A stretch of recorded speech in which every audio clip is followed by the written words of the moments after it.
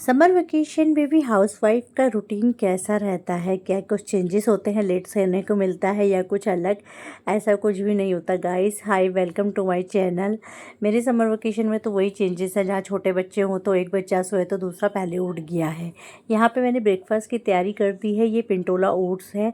Husband morning में इसी को लेते हैं। बहुत अच्छे ओट्स होते हैं, प्रोटीन रिच होते हैं, शुगर फ्री रहते हैं और सबसे बड़ी बात, ये बहुत जल्दी बन जाते हैं गर्म दूध में डालने के बाद। यहाँ पे मेरा सबसे पहला बच्चा ये पहले उठ जाती है। हमेशा पहले लेट उठती थी, बट जब से समर वेकेशन स्टार्ट हुए हैं ये सबसे पहले उठ जाती है। मेरे बाद यही उठती है। बोलो तो मेरे मॉर्निंग का जो अलार्म होता है ना, वो यही है। और जो दूसरा बच्चा है वो अभी सोया है, तो मैं नहीं उसको भी फोर्स करती कि मॉर्निंग वॉक चलो, ये चलो। मुझे लगता है ठीक है, 1 महीने की छुट्टियाँ हैं, आराम से बच्चे को सोने दो। पूरे दिन तो इन्होंने खेलना दौड़ना ही है। फिर आखिर ये क्या करती है, अब इसको छोटा बच्चा उसको उठाने लग जाती है बार बार। इसको थोड़ी देर हम बाहर लेके आ जाते हैं, बाहर खेल लेती है। तब तक मैं अपने छोटे मोटे काम निपटा लेती हूँ, क्योंकि हमें बड़ा प्रोडक्टिव वे में अपने टाइम को मैनेज करना होता है, वरना काम पूरे दिन ऐसे ही रह जाता है।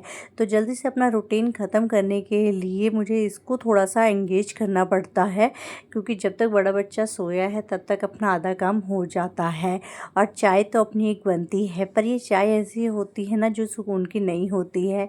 इसको पीने के लिए भी 5-10 मिनट बैठना, पर ये चाय भी हम आराम से नहीं पीते, क्योंकि साथ में ये होती है, इसको कुछ ना कुछ चाहिए होता है और इसको एंगेज करना बहुत ज़्यादा मुश्किल होता जा रहा है।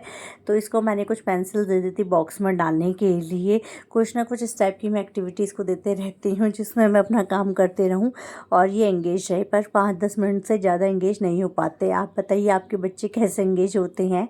ये हमारी यहाँ पे बिल्ली है। थोड़े दिन ना ये बिल्ली के पास जाने की कोशिश करती है। ये पालतू तो नहीं है, बाहर आती थी, अब हमारे घर में ही है। इसके 2-3 छोटे छोटे बच्चे से हैं। बच्चे सारे दिन इधर उधर करते हैं, तो हमने इसको एक ही रूम में रख रखा है, ताकि इधर उधर ना जाए, बच्चों को काट ना ले। यहाँ पे जो मेरी छोटी वाली बेटी है ना, इसको पीछे बार बार इसके पीछे जाती रहती है। तो 5-10 मिनट मुझे जो होता है इसके टाइम मॉर्निंग में बिताना पड़ता है बिल्ली को दिखाने के लिए। ये उसके साथ खेलना पसंद करती है, बट डर लगता है कि कहीं काट ना ले। तो मॉर्निंग का रूटीन बस, अब जब तक बच्चा सो के नहीं उठा तो इसके साथ ही निकल जाता है, इसको एंगेज करने में, इसको बिल्ली दिखाने में, घुमाने में। तब तक मैंने सोचा जब तक ये होगा नहा धो के अपना मैंने ब्रेकफास्ट बनाने की तैयारी कर ली है। ब्रेकफास्ट आजकल बहुत मुश्किल हो जाता है बनाना, क्योंकि बच्चे सब चीज़ नहीं खाते। यहाँ पे मैं पोहा बना रही थी, पर मैंने पोहे में कुछ भी वेजिटेबल नहीं डाला था, मूंगफली वगैरह, क्योंकि फिर बड़ी बेटी नहीं खाती है। तो पहले तो क्या होता था, स्कूल के लिए बन गया तो हम अपने लिए बाद में अलग बना लेते थे।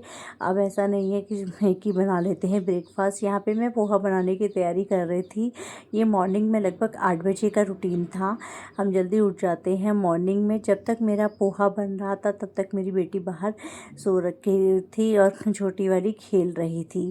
ठीक है, वैसे बच्चों को मॉर्निंग वॉक ले जाना चाहिए, बट ठीक है, 1 महीने की छुट्टी है बच्चों की, इस वजह से मैंने भी अवॉइड करा। हम इवनिंग में ऑलरेडी पार्क जाते हैं। पर मेरे साथ एक गर्मी में जो है हेल्पर बहुत ज़्यादा ज़रूरी है। ये देखो मेरे साथ कितना बड़ा हेल्पर है। ये मेरे साथ सारे काम करती है, कभी कुछ मेरा काम भी बढ़ाती है, कभी क्या करती हैं। छोटे बच्चों के साथ तो ये लगा ही रहता है, पर ठीक है, छोटे हैं, एक टाइम में बड़े हो जाएंगे, पता भी नहीं लगेगा। बट ये है कि इनके साथ पूरा दिन भर ऐसा निकलता है ना, पता ही नहीं लगता है। उसके बाद मैंने सोचा जब तक वो नहीं उठी है तो हम ब्रेकफास्ट कर लें। इसको भी अब हम वही खिलाते हैं जो मैं खाती हूँ।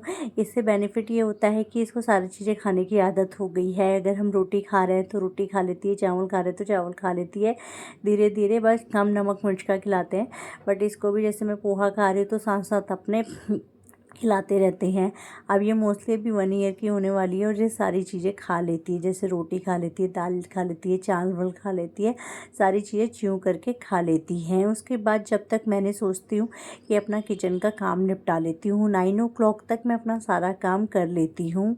सारा काम करने के बाद जो मेन होता है किचन करना और वो करना, ये 9 o'clock तक हो जाता है, जब तक वो नहीं उठती है। क्योंकि जब तक 2 बच्चे साथ उठ जाते हैं ना, फिर इसने उसका ऐसा करा, इसने वो करा, ये शुरू हो जाता है।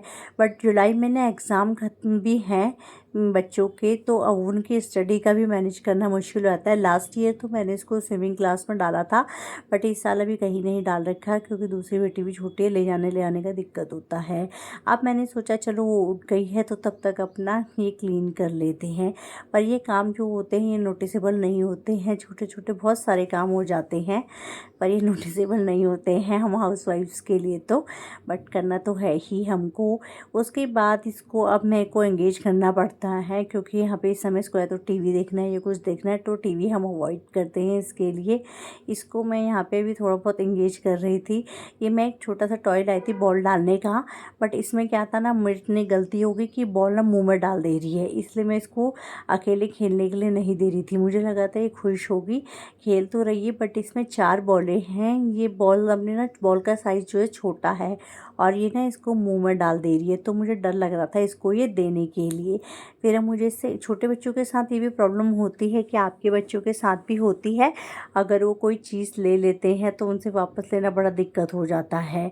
उसके बाद इनको मैंने नहला धुला के यहाँ पे रेडी कर दिया था। रेडी करने के बाद अब ये रो रही है, इसको सोना है।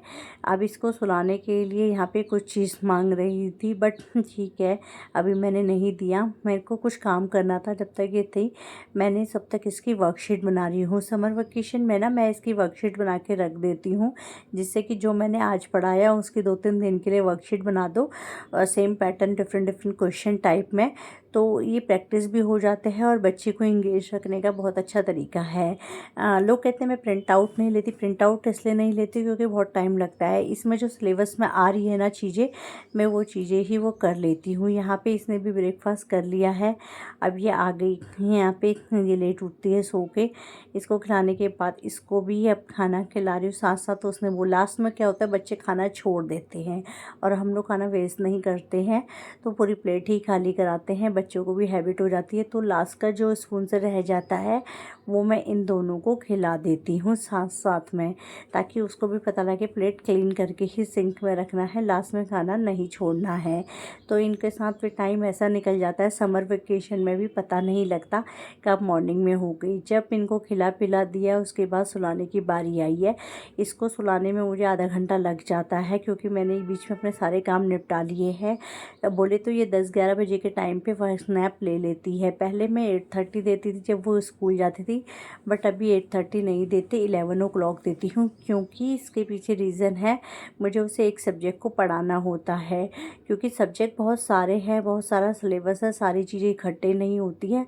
तो जितनी देर तक मैंने इसको सुला रही हूँ, बच्चों को भी एंटरटेनमेंट ज़रूरी है, तो यहाँ पे ये अपना टीवी देख रही है आधा घंटा।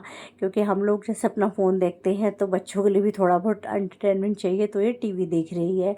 इतनी देर में अब ये सो चुकी थी। जब 11 o'clock पे बच्चा सो जाता है उसके बाद मैं प्रिपरेशन कर देती हूँ कि अब हमें उसको क्या पढ़ाना है, कहाँ पे पढ़ाना है। जहाँ वो सोई रहती है वहाँ नहीं पढ़ाती, दूसरी जगह पे मैं इसका टेबल वगैरह सेट कर देती हूँ। पहले ही छोटे बच्चे के साथ सारी चीज़ें लेके बैठती हूँ, पानी की बॉटल, पेंसिल, रबर, शार्पनर या नोटबुक पढ़ानी है। इससे मेरा टाइम में ये फ़र्क पड़ता है कि इधर उधर जाना नहीं पड़ता मुझे।